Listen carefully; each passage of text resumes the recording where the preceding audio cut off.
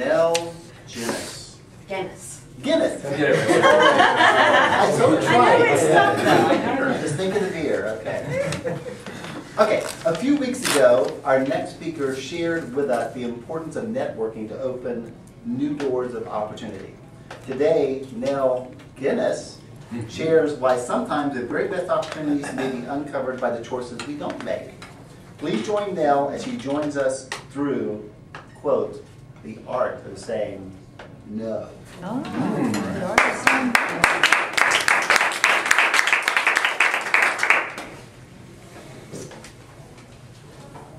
No, I'm sorry. I can't. Not today.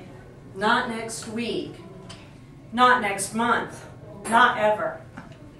How many times have you ever said that to yourself? Why didn't I just say no?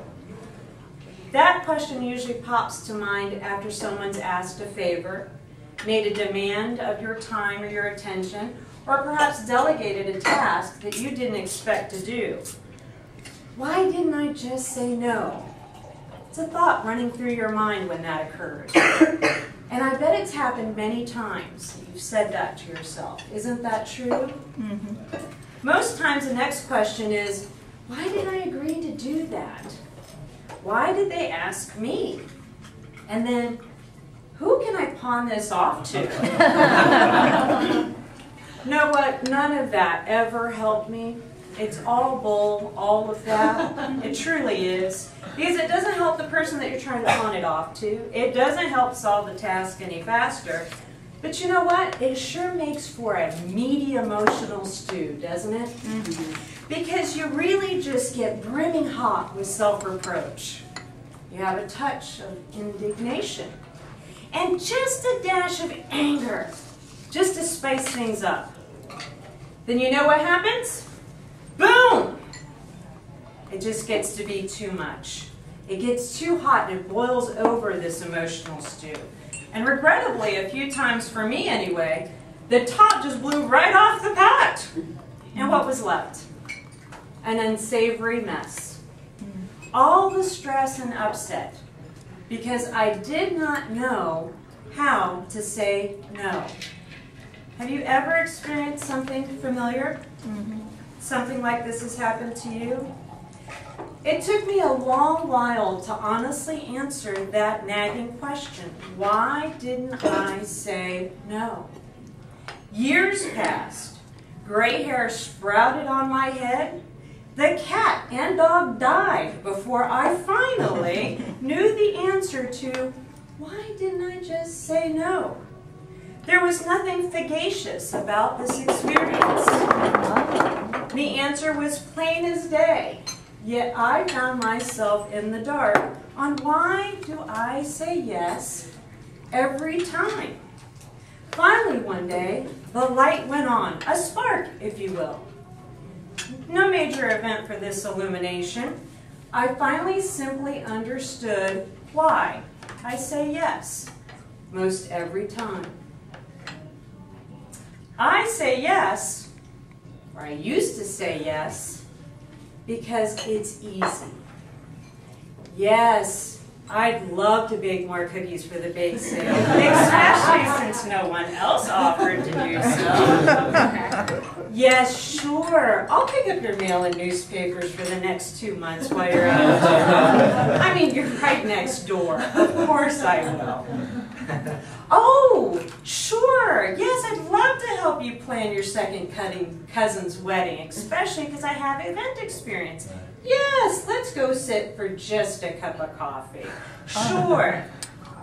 Can you see? It's so easy to say yes. And if easy isn't good enough of a reason, then you can always pull out the stale standbys of, well, gosh, you know, I just didn't want to make a fuss. It seemed like that's what I was supposed to say, to do that, to take care of that, right? And then my favorite, absolute favorite, oh gosh, yes, because that's going to keep me from doing something else that I was supposed to do but didn't really want to do. That was a favorite of mine. I used that so much I wore all the life out of it, trust me. Saying no is much harder. isn't it? And most of us have experienced that kind of difficulty in saying no to those unexpected requests or demand for our time. And for me, it was particularly difficult because for years I felt that the best I could do was really to prepare well and respond accordingly to each new demand that occurred. Imagine, it was like living by a weather report. I felt like I had very little influence on what I could do or, really get through each day. And things were actually influencing me rather than I was influencing them. And I lived every day this way. But just like the weather, things change. You change. I change. Life changes. Today I'm a believer that change creates opportunity, and in that regard, my focus on what influences and drives my attention and focus has also evolved. I now understand that when I say yes to other demands, it means I'm saying no to things that I value, that I'm interested in doing. Like spending time with my family, being fit and active outdoors, or simply sitting down to enjoy reading a great book. I've learned to say no because I want to spend time and focus on the things that matter in my life. Now, are you feeling ready to say no? Saying it more often. No, no, no. How about with real vigor? No! Are you ready for that? Yes. Then consider this quote underscoring the importance and the value of saying no. The legendary Peter Drucker hailed his Business Week as the man who invented management advised, "There is nothing so useless as doing efficiently that which should not be done at all." Wow, that packs a powerful punch. Wouldn't you agree? Yeah. Yes.